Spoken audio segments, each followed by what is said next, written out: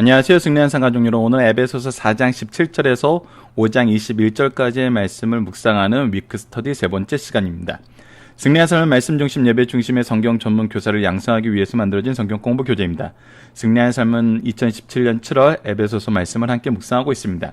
승리한 삶은 발행이신 박유일 목사님의 구속사로 조망한 성경 연속 강해집을 통해서 편집이 되었고 신약이 30권으로 완간되어 있습니다. 이번 달 내용은 갈라디아서, 에베소서 합본을 통해서 편집이 되어 있습니다.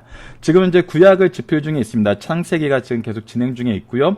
시편이 9권으로 완간되었고 다니엘서가 2권으로 완간되었으며 다음 페이지에서 보시는 것과 같이 소선지서가 8권으로 완간되었습니다.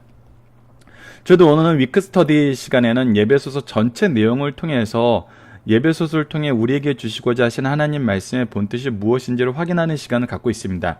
저희들이 지난주 말씀에서 지지난주까지 2주 동안 말씀에서 어느 부분을 배웠냐면 이 파트 A 부분을 배웠습니다. 그리고 이번 주부터는 이 파트 B 부분으로 말씀이 들어갑니다. 자, A 부분을 보면은 그리스도 안에 드러난 하나님의 능력입니다. 이 능력은 하나님의 은혜였고 교회를 통해서 일어나는 것이었고 하나 되게 하는 거였습니다. 이 하나 되게 하시는 하나님의 능력이 무엇인지 가르쳐주기 위해서 하나님의 은혜를 가르쳐주고 하나님의 구속사를 가르쳐줍니다. 여러분, 성경 안에서 우리가 사복음서를 통해서 예수님에 대해서 아는 것이 왜 중요하냐면 이스라엘 민족들을 보세요. 이스라엘 민족들이 왜 예수님을 거부했습니까? 그들의 기준으로 예수님을 바라봤기 때문이에요. 그들의 필요로 예수님을 바라봤어요. 그래서 예수님, 우리가 에베소서에서 함께 나눴던 하나님의 영광이 우리의 삶의 목적이 되고 우리의 삶의 본질이 되는 것이 아니라 우리가 무엇을 하기 위해 예수님을 이용하는 부분이 많았어요. 유대인들에게는 그것이 율법화되면서 율법주의로 변질되면서 무엇이 됐냐면 그 율법이 자신들의 의를 드러내는 걸로 바뀌었어요.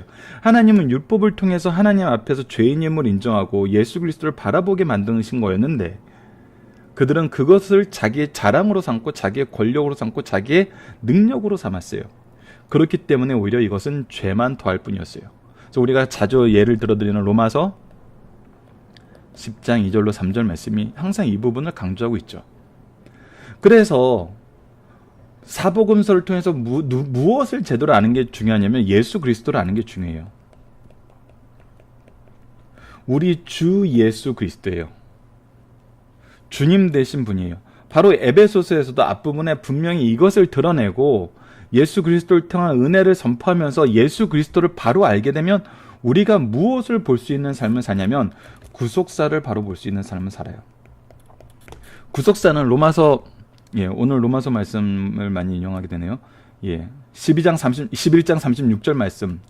만물이 주로 말미암고 주에게로 나오고 주로 말미암고 주에게로 가나이다라는 이 말씀이 이 구속사 안에서 어떻게 성취되는지 알거든요. 성령 하나님, 성부 하나님이 계획하시고 성자 예수님이 성취하시고 성령께서 이것을 적용하고 계세요. 은혜 가운데 가게 하세요. 그래서 에베소서 첫 본부의 이 율로기아, 하나님에 대한 찬미의 내용에서 바로 이 내용을 우리에게 분명히 선언해주고 있어요. 그리고 이 안에서 하나님을 아는 지혜, 예수 그리스도에 대한 지혜, 이것을 통해서 교회를 세우신 하나님의 능력과 은혜, 교회를 통해서 온 세상을 통치하시는 이 구속사적 원리, 하나님의 통치의 내용, 통치의 능력, 통치의 통로, 그 안에서 우리의 하나됨. 그래서 우리의 신분의 변화와 하나님의 이 은혜로운 역사를 가르쳐줘요.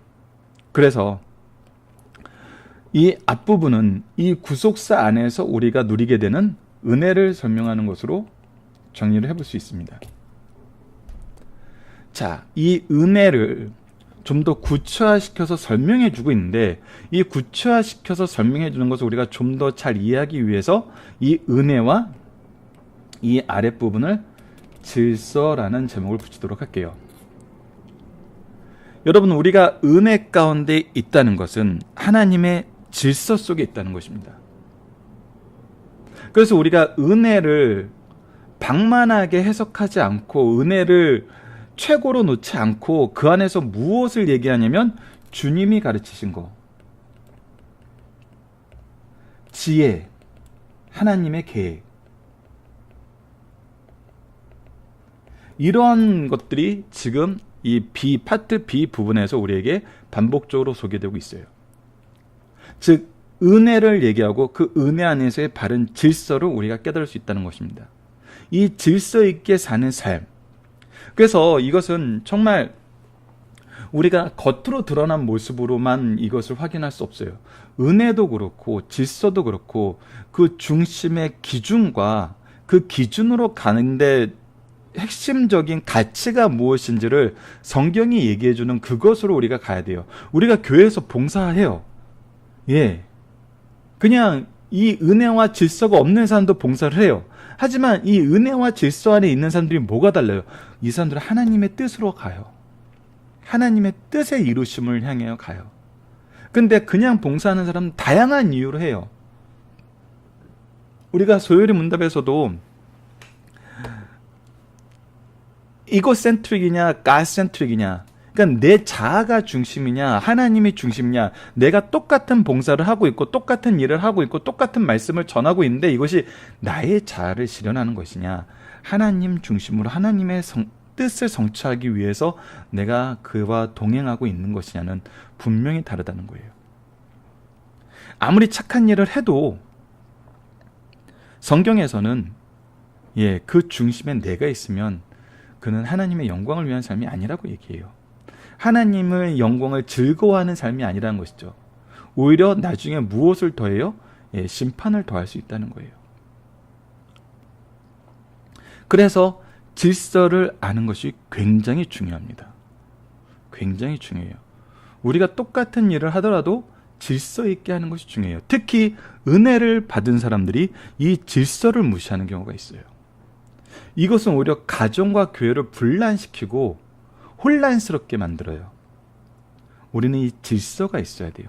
그래서 교회를 향한 겉면에 여러 가지 내용이 있지만 이것을 한마디로 우리가 정리를 해서 위에 A파트와 B파트의 연관성을 얘기할 때는 은혜와 질서. 이 은혜와 질서를 얘기해주는 가장 좋은 말씀으로 저는 고린도전서 14장 40절부터입니다.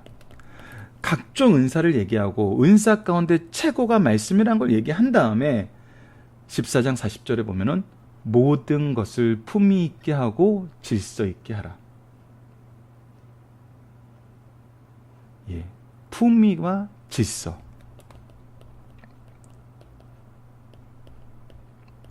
이것이 하나님의 일을 하는데 항상 나타나는 거거든요.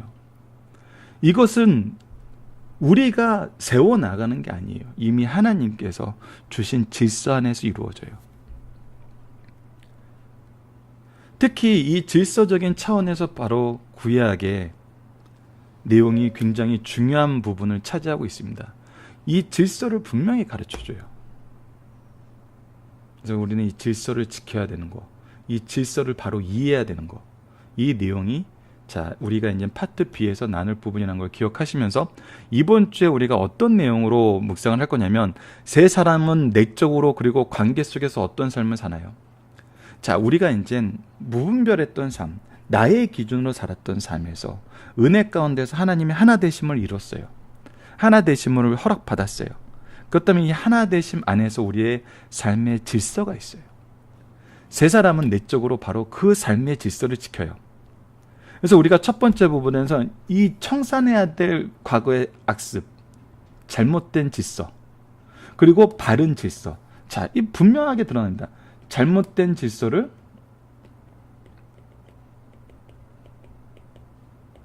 버리고 올바른 질서를 따르라. 이것을 우리가 이번 주에 계속 확인하게 되는 것입니다.